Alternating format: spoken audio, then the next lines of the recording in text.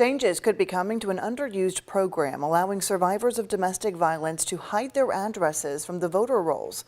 This newly filed Safe Home at Home Act would eliminate major barriers, advocates say, keep the program from working to its full potential. Grace McKenna and photojournalist Jessica Farley are live in Frankfurt today learning more about this. Grace, who's pushing for this bill?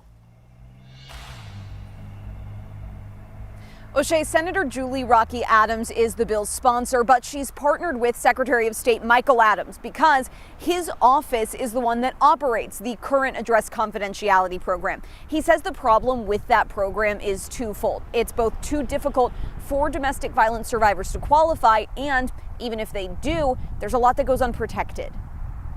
Kentucky faces a staggering domestic violence problem with one of the highest rates in the entire country. Senator Julie Rocky Adams and Secretary of State Michael Adams have a plan to protect survivors by giving a little-known program more teeth to bear. The existing address confidentiality program is extremely limited and has fewer than 50 participants statewide.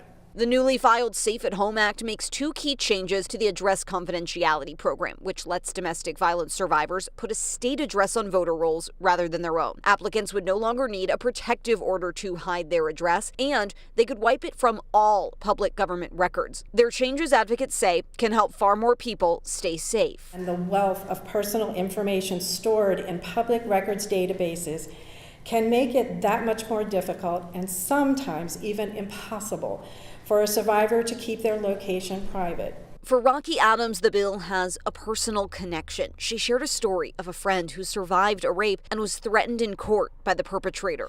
This is the exact kind of bill that will help her, protect her, lead a really secure future once her perpetrator gets out of jail. Though this legislative session is a sprint wrapped by the end of March, Rocky Adams says she's been assured the bill will get a chance. This could really change lives of men and women in our Commonwealth. She hopes when it does, survivors seeking safety will get their chance too.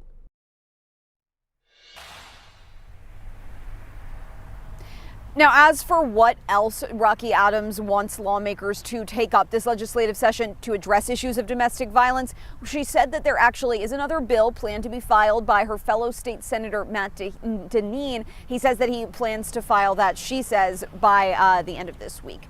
Live in Frankfurt, Grace McKenna, WHAS 11 on your side.